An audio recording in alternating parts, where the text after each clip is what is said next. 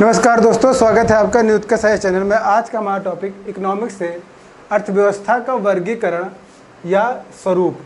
हम लोग पढ़ेंगे अर्थव्यवस्था का वर्गीकरण। जब हम लोग करेंगे तो देखेंगे मुख्य रूप से जब वर्गीकरण करते हैं तो हमारे दिमाग में दो प्रकार की अर्थव्यवस्थाएं आती हैं।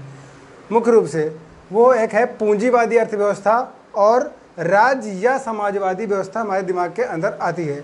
लेकिन जैसे ही हम लोग पूंजीवादी और राज्य या समाजवादी अर्थव्यवस्था को मिला देते हैं, अर्थात ऐसी अर्थव्यवस्था जिस पर राज्य का अधिकार हो या राज्य उसको नियंत्रित करती हो या चलाती हो, तो जब इन दोनों को हम लोग मिला दें तो कहलाती है वो मिश्रित अर्थव्यवस्था।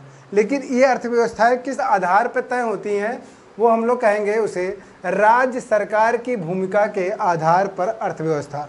तो राज्य सरकार की भूमिका कहाँ है तो कहाँ नहीं है। जब जहाँ होती है तो उस अर्थव्यवस्था को क्या कहते हैं, और जहाँ नहीं होती है उस अर्थव्यवस्था को हम लोग क्या कहते हैं। दूसरी अर्थव्यवस्था ये है कि विकास की विभिन्न अवस्थाओं के आधार पर, अर्थात कि हम लोग जानते हैं कि पूरी दुनिया में विभिन्न विभिन्न प्रकार के देश हैं और हर देश की अपनी अर्थव्यवस्था है, उसको चलाने की प्रक्रिया है और वहाँ की अपनी विकास दरें हैं। तो विकास दर यानी कि विकास किस तरह से हो रहा है, कितना तेज हो रहा है, या विकास की किसी अवस्था को वह देश प्राप्त कर चुका है, तो हम उस प्रकार की अर्थव्यवस्था को क्या नाम देंगे। उस आधार पर हम लोग तय करेंगे कि उस पर्टिकुलर देश की किस प्रकार की अर्थव्यवस्था है, तो उसे हम लोग कहेंगे विकास की विभिन्न अवस्थाओं के आधार पर अर्थव्यवस्थाएं। ठीक है, अब देखें पहला बिंदु जो है राज्य सरकार की भूमिका के आधार पर। तो पहला है पूंजीवादी अर्थव्यवस्था यानी कैपिटलिस्ट इकोनॉमी। इसके अंतर्गत हम लोग देख लें एग्जाम्पल के रूप में, जो पूंजीवादी अर्थव्यवस्था की जब हम लोग बात करते हैं तो उसमें उन देशों के नाम आते हैं जो काफ़ी विकसित देश कहलाते हैं, जैसे यूएसए, ब्रिटेन और जापान। याद रखें, यूएसए, ब्रिटेन और जापान। ऐसी अर्थव्यवस्थाएं पूंजीवादी अर्थव्यवस्था होती हैं, यानी वह पूंजी पर पूरी की पूरी डिपेंड करती हैं।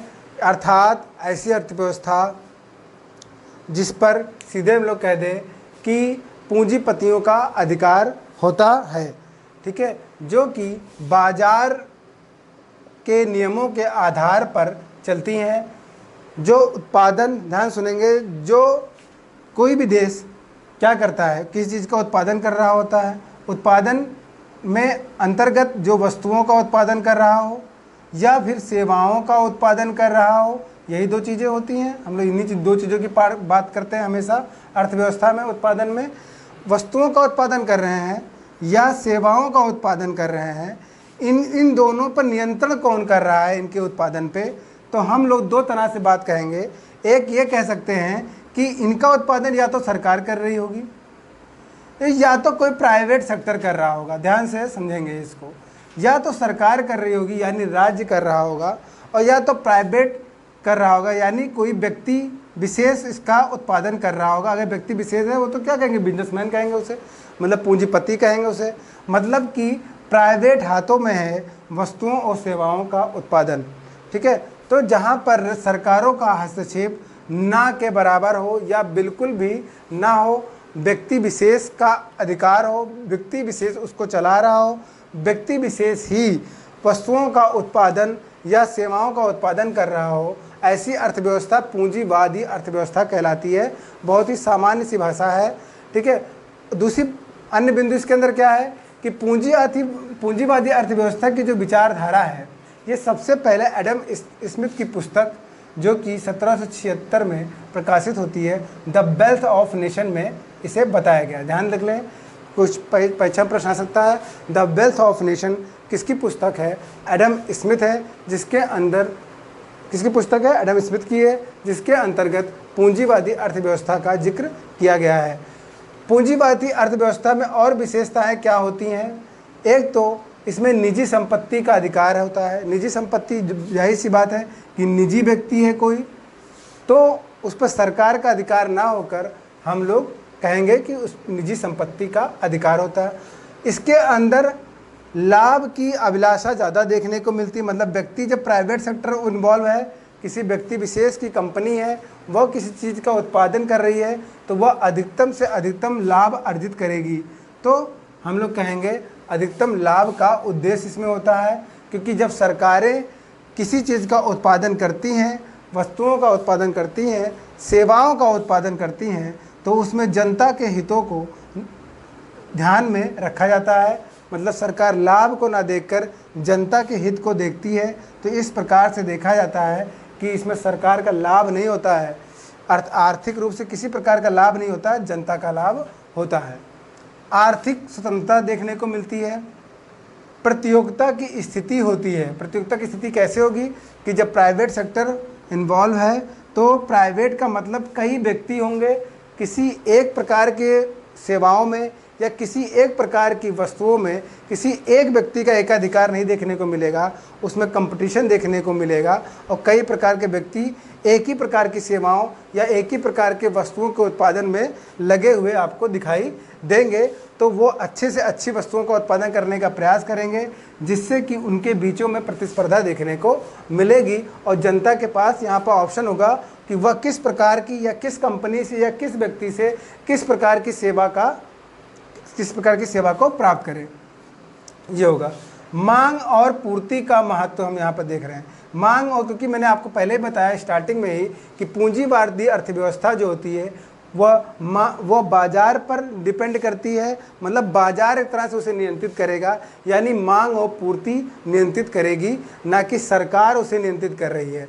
ठीक है। वस्तुओं एवं सेवाओं की विविधता और गुणवत्ता अच्छी देखने को मिलेगी। वो चीज़ मैंने अभी आपको यहाँ बताया कि जब कई व्यक्ति कई एक ही प्रकार की वस्तुओं का या एक ही प्रकार की सेवाओं का उत्पादन करेंगे तो उनके बीच में प्रतिस्पर्धा होगी, तो उस प्रकार तो विविधता भी देखने को मिलेगी और गुणवत्ता भी देखने को मिलेगी। राज्य या सरकारों का हस्तक्षेप का अभाव देखने को मिलेगा।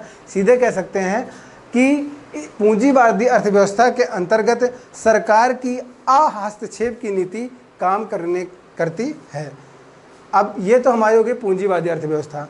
दूसरा है राज्य या समाजवादी अर्थव्यवस्था। इसको हम लोग सीधे कह सकते हैं कि पूंजीवादी अर्थव्यवस्था के बिल्कुल उल्टा करके इसको देखा जाता है। स्टेट या सोशलिस्ट इकोनॉमी।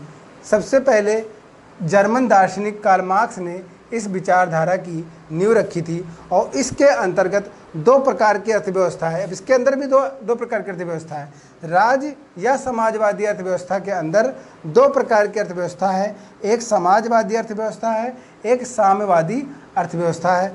समाजवादी अर्थव्यवस्था ऐसी अर्थव्यवस्था होती है जहाँ पर सभी नागरिकों को वस्तुओं या सेवाओं का समान वितरण किया जाता है। मतलब कि सभी व्यक्ति को समान रूप से वस्तुएं प्राप्त होंगी, समान रूप से सेवाएं प्राप्त होगी। तो ऐसी अर्थव्यवस्था समाजवादी अर्थव्यवस्था कहलाती है। इसमें सरकार का नियंत्रण देखने को मिलेगा। दूसरा बिंदु है इसी के अंतर्गत जिसे हम लोग बोलते हैं साम्यवादी अर्थव्यवस्था। इसके अंदर प्रत्येक व्यक्ति से उसकी क्षमता अनुसार कार्य एवं प्रत्येक को उसकी आवश्यकता अनुसार प्रतिफल अर्थात वस्तुओं और सुविधाओं उपलब्ध कराई जाती है। मतलब कि व्यक्ति की क्षमता पर डिपेंड करता है कि वह कितना उत्पादन कर रहा है, कितनी उसकी आवश्यकता है, उस हिसाब से उसको वस्तुएं उपलब्ध कराई जाती हैं। उसकी क्षमता, उसकी कार्य क्षमता या उसकी आवश्यकता के अनुसार। तो वैसी अर्थव्यवस्था साम्यवादी अर्थव्यवस्था देखने को मिलेगी। 1985 से पहले साम्यवादी अर्थव्यवस्था चीन के अंदर थी और जो समाजवादी अर्थव्यवस्था थी वो पूर्व सोवियत संघ में देखने को मिली थी। समाजवादी अर्थव्यवस्था जो समाजवादी अर्थव्यवस्था का कॉन्सेप्ट है वो पूर्व सोवियत संघ की ही देन है और जो साम्यवादी अर्थव्यवस्था है ये चीन की देन है, जो कि 1985 से पहले थी। अब वहाँ पर भी इसका एक छद्म रूप देखने को मिलता है। मतलब कंप्लीट साम्यवादी अर्थव्यवस्था नहीं कहा जाता है। जब उसकी व्यवहारिकता को हम लोग देखते हैं तो व्यवहारिकता में साम्यवादी अर्थव्यवस्था चीन में देखने को नहीं मिलता है। सिद्धांततः इसको अभी भी कहते हैं कि चीन की अर्थव्यवस्था जो है साम्यवादी अर्थव्यवस्था है। नेक्स्ट प्रकार की अर्थव्यवस्था जिसे हम लोग बोलते हैं मिश्रित अर्थव्यवस्था। मिश्रित अर्थव्यवस्था को हम लोग सीधे समझ लें कि हम लोग पूंजीवादी अर्थव्यवस्था और या राज्य की समाजवादी अर्थव्यवस्था दोनों को साथ में शामिल कर लें तो उसे हम लोग बोलेंगे मिश्रित अर्थव्यवस्था। अर्थात आर्थिक गतिविधियां स्वतंत्र रूप से तो जरूर चलेंगी, लेकिन उसको ऊपर से नियंत्रित करने का कार्य सरकारें भी करती रहती हैं। मतलब कि बाजार पे तो डिपेंड है, यानी मांग और पूर्ति पे तो डिपेंड है, लेकिन अगर थोड़ी सी भी अनियमितता देखने को उसके अंदर मिलती है, जैसे मान लीजिए कि महंगाई की हम लोग बात कर लें, मांग और पूर्ति की बात कर लें, अगर महंगाई बहुत ज़्यादा बढ़ती है तो सरकार फिर उसमें हस्तक्षेप करती है, तो इस प्रकार की अर्थव्यवस्था को मिश्रित अर्थव्यवस्था कहा जाएगा। अर्थात जिसमें राज्य अर्थव्यवस्था या पूंजीवादी अर्थव्यवस्था दोनों हो, ऐसी अर्थव्यवस्था मिश्रित अर्थव्यवस्था कहलाएगी। और भारत के अंदर इसी प्रकार की अर्थव्यवस्था आपको देखने को मिलेगी। भारतीय अर्थव्यवस्था यानी मिश्रित अर्थव्यवस्था आपको देखने को मिलेगी। नेक्स्ट इंपॉर्टेंट बिंदु है, मैंने आपको बताया कि विकास की विभिन्न अवस्थाओं के आधार पर अर्थव्यवस्थाएं। इसके अंदर 3 प्रकार के, परीक्षा में प्रश्न पूछ लिया कि विकास के आधार पर कितने प्रकार की अर्थव्यवस्थाएं होती हैं, तो आप कहेंगे 3 प्रकार की। अगर आपकी परीक्षा में प्रश्न आ गया राज्य सरकार की भूमिका के आधार पर कितनी अर्थव्यवस्थाएं होती हैं, तो आप कहेंगे 3 प्रकार की। दोनों ही स्थिति में 3 प्रकार की अर्थव्यवस्थाएं आपको देखने को मिलेंगी। पहली अर्थव्यवस्था जो है विकास के आधार पर जो हम लोग बता रहे हैं वह है विकसित अर्थव्यवस्था है, दूसरी है विकासशील अर्थव्यवस्था है, तीसरी है अल्प विकसित अर्थव्यवस्था। विकसित अर्थव्यवस्था के अंतर्गत हमें अमेरिका देखने को मिलेगा, ब्रिटेन देखने को मिलेगा, स्विट्जरलैंड देखने को मिलेगा। ये सब विकसित अर्थव्यवस्था, अर्थात अब ये काफ़ी विकसित हो चुकी हैं और अपने विकास की स्थिति को बनाए रखने का प्रयास कर रही हैं। लेकिन जब हम लोग विकासशील अर्थव्यवस्था में आते हैं तो उसमें ब्राज़ील है, चीन है और भारत जैसे देश शामिल हैं, जो अभी विकसित नहीं हुए हैं, अभी विकासशील हैं और विकसित अर्थव्यवस्था की तरफ बढ़ रहे हैं। लेकिन वही जो तीसरी अर्थव्यवस्था हमको देखने को मिलती है, जिसमें अल्प विकसित अर्थव्यवस्था देखने को मिलती है, जहाँ पर भुखमरी की स्थिति और मतलब कि बहुत ज़्यादा बेरोजगारी की स्थिति देखने को मिलती है, ऐसी अर्थव्यवस्था जहाँ हमें देखने को मिलती है वो है सोमालिया, बुरुंडी, चाड, नाइजर। यहाँ इन जैसे देशों में युद्ध की स्थितियाँ भी हमेशा देखने को मिलती हैं।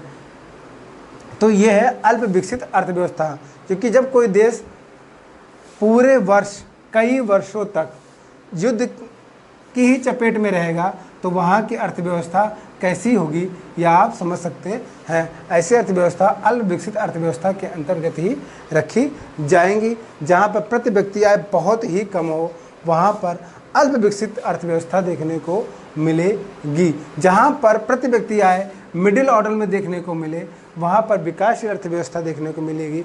और जहाँ पर प्रति व्यक्ति आय काफ़ी ऊंची देखने को मिले वहाँ पर विकसित अर्थव्यवस्था देखने को मिलेगी, जैसे कि अमेरिका, ब्रिटेन और स्विट्जरलैंड। तो इसको इस तरह से समझा जाता है। आप अगर आपसे पूछ ले परीक्षा में कि विकसित अर्थव्यवस्था, विकासशील अर्थव्यवस्था, अल्प विकसित अर्थव्यवस्था किस प्रकार की अर्थव्यवस्था है, तो आप कहेंगे ये विकास के आधार पर तय की गई अर्थव्यवस्थाएं हैं। अगर आपके परीक्षा में आ गया परीक्षा में प्रश्न कि पूंजीवादी अर्थव्यवस्था, राज्य या समाजवादी अर्थव्यवस्था, मिश्रित अर्थव्यवस्था, तो आप कहेंगे ये अर्थव्यवस्था राज्य सरकार की भूमिका के आधार पर तय की गई अर्थव्यवस्था है। तो दोनों की समझ आपके अंदर होनी चाहिए, क्योंकि अगर आपको लिखने के लिए आ गया परीक्षा में तो आप इस पे ऊपर लिख सकते हैं, और अगर आपको नहीं पता है या बहुत थोड़ा पता है तो आप अच्छे से नहीं लिख पाएंगे और परीक्षा में आप हर चीज़ को अलग अलग आपको पढ़ना पड़ेगा। प्री के लिए अलग पढ़ेंगे, मेंस के लिए अलग पढ़ेंगे, तो वो अलग आपके सामने समस्या आएगी। उम्मीद करता हूँ ये वीडियो आपको काफ़ी पसंद आया होगा, इसलिए इस वीडियो को अधिक से अधिक लाइक करें, शेयर करें, सब्सक्राइब करें। आज के लिए इतना ही, धन्यवाद।